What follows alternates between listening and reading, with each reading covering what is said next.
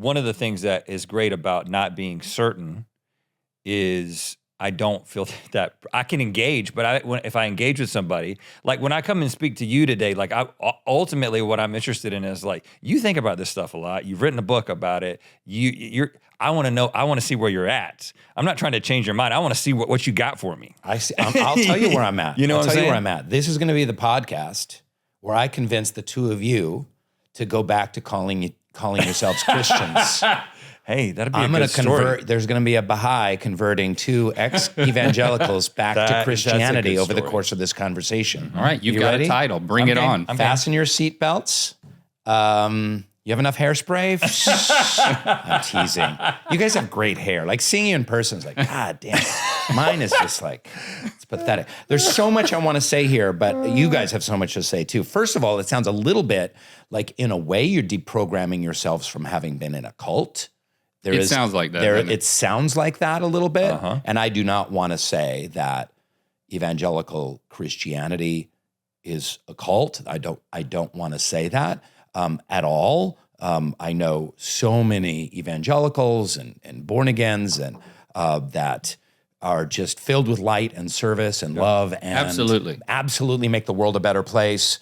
But I'll just share for myself that I had my big falling out from my faith growing up and from God, and coming back to prayer was very, very difficult for me because it's in the groundwater that, and I call him in the book, Sky Daddy, this kind of idea of a judgmental Sky Daddy God kind of looking down at us like, oh, he masturbated, he looked at porn, or, he did this, let's smite him. Hold on, what you know about me? But like growing up Baha'i, the idea of God was very the unknowable essence and this and beauty and truth and light and goodness and the creative spark of the universe. Right. But still, culturally, this idea of God is in the groundwater, and it was really, really hard for me to pray, especially when I was going through a lot of stuff. I was going through stuff with alcohol and addiction and anxiety and depression, and just trying to even be like, God, can you just help me out a little bit? Even that prayer was just so hard for me because I was sure God was just like,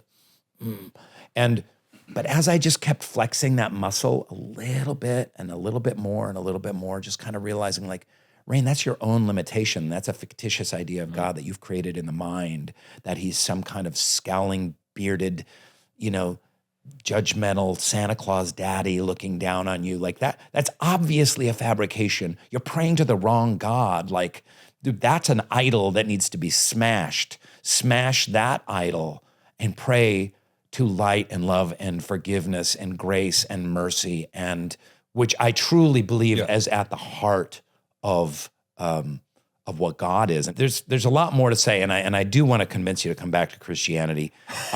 And I'll get there. But when I bring this up, the prayer thing, I have a question for you about that. Please. I have not been able to pray for over a decade, maybe 15 years.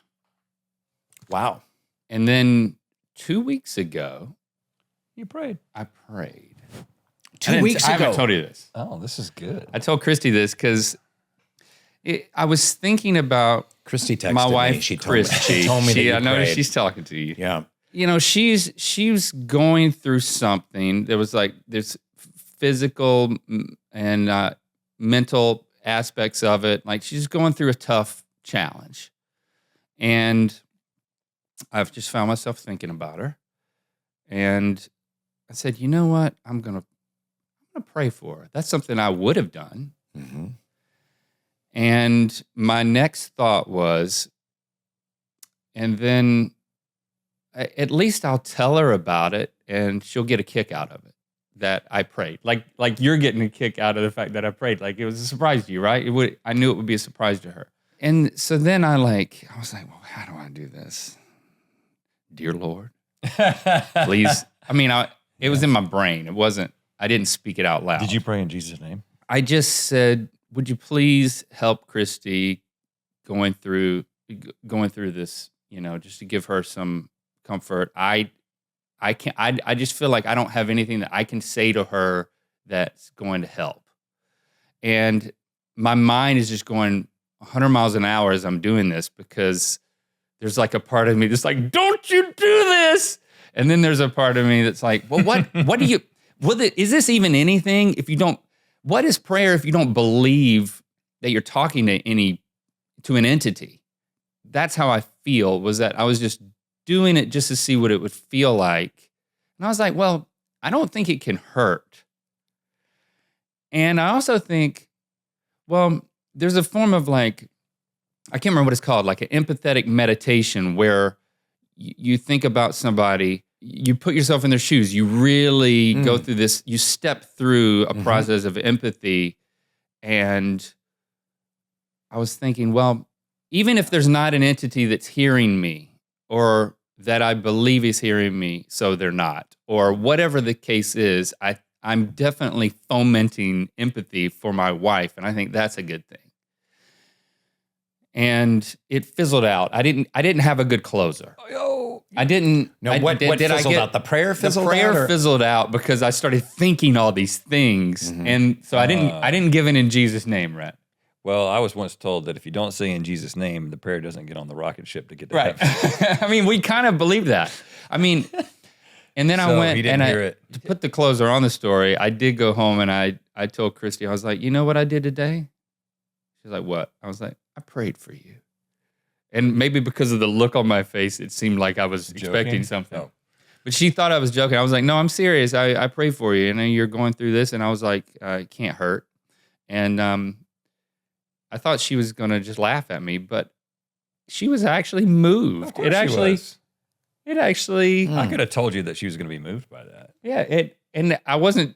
I'm glad that I didn't know, because then I would have been like, I thought I was being manipulative or something. So it worked on a level. I mean, maybe Christy is my new God. Is that what I'm concluding? That was an interesting application. Well, was that a left turn? No one went there. That was a left turn. I'll take that to therapy, because that is something that I'm dealing with. The Soul Boom Podcast. Subscribe now on YouTube, Spotify, Apple Podcasts, and wherever else you get your stupid podcasts.